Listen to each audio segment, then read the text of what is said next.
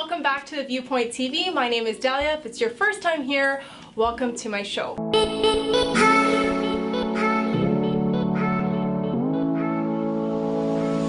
So today I have with me a special guest. I have Dr. Salma Hassouna, who is a naturopath doctor. So welcome to the show, Salma. Thank you. Thanks for having me. So Salma, can you tell me, or tell the viewers, for those that don't know, what exactly is naturopath medicine?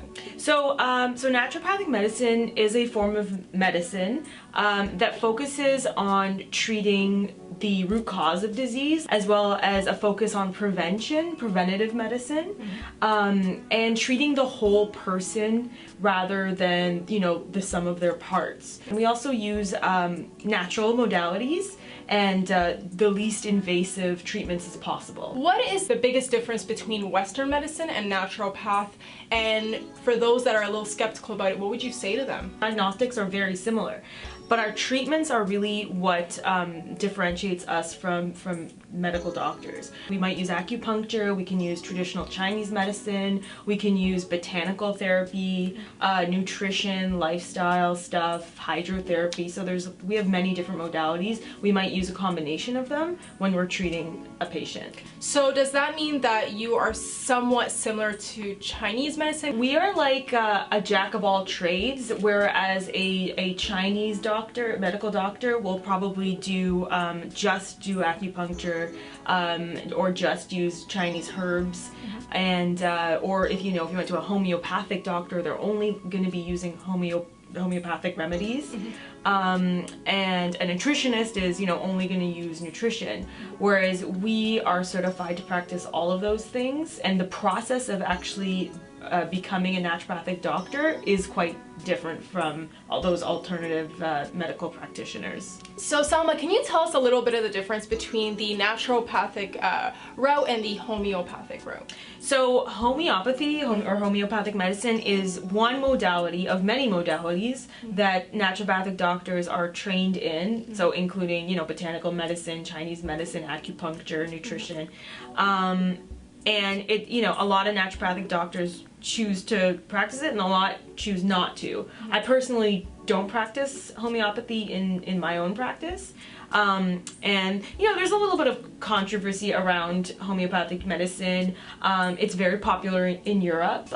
It originated in Germany. And the controversy is mostly around whether it's effective just based on placebo rather than it being actually effective. So can you go in a little bit more detail about that for those that are watching that aren't sure? What do you mean by the whole placebo thing? Because I know what it means, but maybe there's someone who... Yeah, so placebo means that I'm giving you something and you get better, even though what I gave you, it doesn't have any active ingredients in it. There's nothing in it that's actually going to treat you physically. Homeopathic medicine is based on the principles of treating symptoms based on giving you a remedy that would actually cause those symptoms. Okay. Same symptoms in a healthy person. And you wouldn't do that in your field, like as a naturopathic doctor? I wouldn't personally. Okay. I have colleagues who practice it, and there are many patients, swear by it.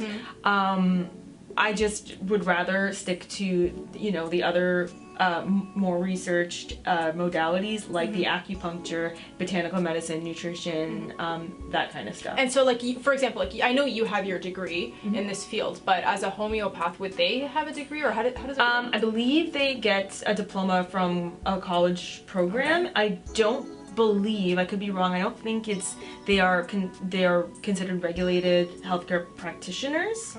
Okay.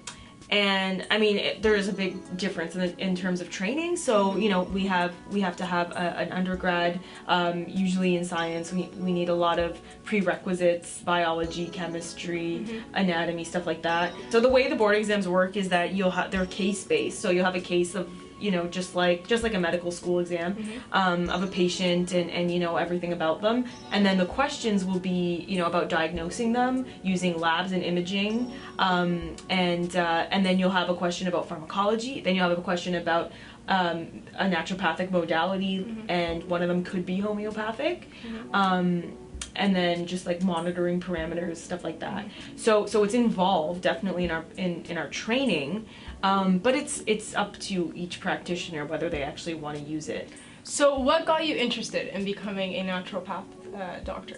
So I've always been interested in medicine, and my whole family is in medicine, so I was always drawn to it, but I was really interested in, you know, prevention, and I always sort of felt like our healthcare system is really just geared towards sick care. We take care of people when they're sick. Yeah. And what I loved about naturopathic medicine is that it treats preventatively. There's a whole world out there of treatments and therapies that, you know, the medical community doesn't use. And so I thought that it would be really awesome to just look into that and master those treatments. There's some things that the medical field doesn't use. So what is a prime example? If somebody goes to their medical doctor, they might, for example, if they're going to be, they might be prescribed medication for treating, let's say, some indigestion and stomach, anything, some stomach gastrointestinal problems. Yeah. Whereas if you go to a naturopathic doctor,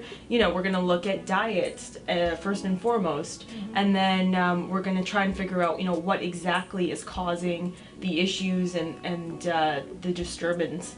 And then I might use a combination of certain herbs as well as a diet that's going to include certain foods and eliminate certain foods to try and to address the symptoms, but also to address the underlying disorder. So you said that you use herbs. Do you, as a naturopathic doctor, do you also use any type of pharmaceutical drugs or no? We learn a lot about pharmacology in school. We have pharmacology courses. Our board exams incorporate pharmacology in most of the questions. And, you know, naturopathic doctors in British Columbia actually can get prescribing rights to prescribe regular medications. Oh. Yeah. And Ontario, right now, it seems like they're gonna maybe in the future implement something similar, which requires more exams and stuff like that. So it's not like, one of the big misconceptions with naturopathic medicine is that, you know, we don't believe in pharmaceutical treatments, or that we would, you know, say to a patient, you know, forego your pharmaceutical treatment in lieu of naturopathic, and that's really not true. Okay. A lot of the time we'll work adjunctively. So let's say a patient, you know, like they want to wean off of a pharmaceutical drug because it's giving them certain side effects. So we might help manage that over time. Or there's instances where we learn how to use naturopathic treatments to actually make pharmaceutical drugs more effective and have less side effects. Okay. So like in cancer therapy, that's very common. If I wanted to go see a cardiologist, so there's different specializations within Western medicine. Is there some sort of specializations as well in the naturopathic field? So officially you don't specialize in the sense that we don't have residencies like a medical doctor would. So a cardiologist, you know, they would do internal medicine and then they would do a fellowship in cardiology. So right now, currently, we don't have that option. We really just, you do your degree in naturopathic medicine, or in my case it was a doctorate at Canadian College of Naturopathic Medicine.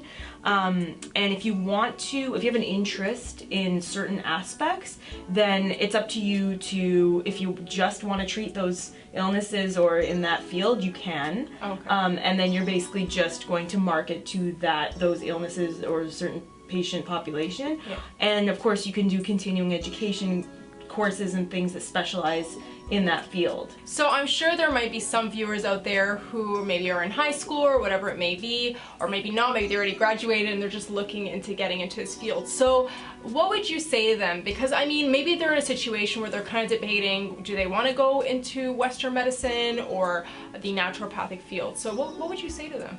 Well, for me, I mean, so I did my undergrad in science, in biology at Queen's University, and, you know, I was debating between doing pharmacy or naturopathic medicine, and so first of all, it's a lot more work than I thought it would be.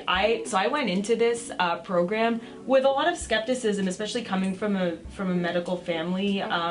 You know, my dad is a professor of surgery at University of Toronto, so I always had a little bit of skepticism about the whole process and the training. And then as soon as I went to CCNM, I was just blown away by you know, the coursework and the different courses that we had to do. Like we had to do anatomy and physiology and all that stuff. Then later we had to do specialties like radiology, and so it was a lot. It seems like you did pretty much everything. It was a lot, yeah, because basically we have to be trained to identify red flags to you know, have our patients go see a medical doctor if the need be. Oh, okay. So ideally we would work with family doctors, and a patient, if they want to seek naturopathic care, they should also always have a GP. So basically, yeah, if I feel that, you know, I'm treating a patient for something and I recognize certain red flags and I think, you know, this patient needs to follow up with some specialty, if I feel like they need to see a cardiologist, like you said before, I'm going to say, okay, we're going to go back to your family doctor and they're going to run maybe certain tests and then you might need to get referred. So are there certain tests that they would do that you don't do, and if there are, what would they be, for example? So in terms of like ordering imaging in Ontario, yeah, a family doctor would have to be the one to order the imaging. In terms of just routine blood work, we can actually order that as well, just like a regular family doctor. The only difference is that it's not going to be covered under OHIP. So, you know, patients sometimes like that flexibility. Sometimes, you know, a family doctor may not, for their own reasons, want to run certain blood work. So we'll provide that option for them. And they can do that with a naturopathic doctor. So why do you think there's a lot of crusading against naturopathic medicine these days? Well, there's different kinds of crusading. I mean, we've got a lot of pressure from for sure, pharmaceutical companies. The thing is at the end of the day, a lot of naturopathic modalities don't offer a lot of options for profit for a lot of companies. So there's not a lot of money to be made in alternative therapies. Why? A lot of what we use cannot be patented, especially with things like herbs, right? So, and then another problem that we face, you know, with the medical community and the scientific community is that they have this idea that real medical knowledge and evidence-based medicine has to depend on randomized controlled trials. Those are the clinical trials where, you know, you're going to take something and see if it works by blinding both the doctor and the patient, and you're not going to know whether the patient is getting the placebo or the active ingredient. And in a lot of naturopathic modalities don't fit nicely within the confines of an RCT. So sorry, what's an RCT? It's a randomized controlled trial. So in that framework doesn't work well with a lot of naturopathic modalities, like for example with herbs. You know, a lot of the time we don't, if I'm using a herb, it's hard to specify exactly how much is of the active ingredient is in, you know, an amount of herb that I'm giving a patient.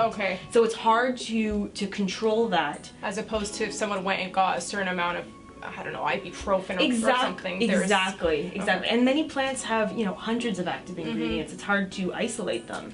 So, you know, there's this fear, I think, with medical doctors also, that when their patients are going to go seek alternative treatments, they might be at risk of harm because a practitioner, you know, won't recognize if there is harm or you know, do things that aren't safe. And it does happen, and those are valid concerns for a medical doctor.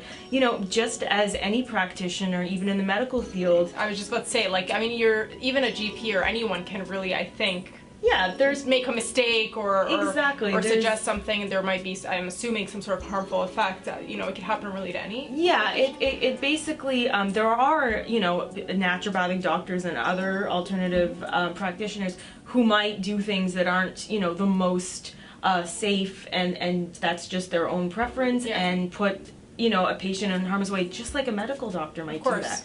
For anyone who is interested in the naturopathic, going to a naturopathic doctor, I mean, you heard it here from Dr. Salma Hassouna, and leave your comments below. Let me know if you have any experience going to a naturopathic doctor, if you're thinking about going, and don't forget to subscribe and like the video and share it with your friends. Bye!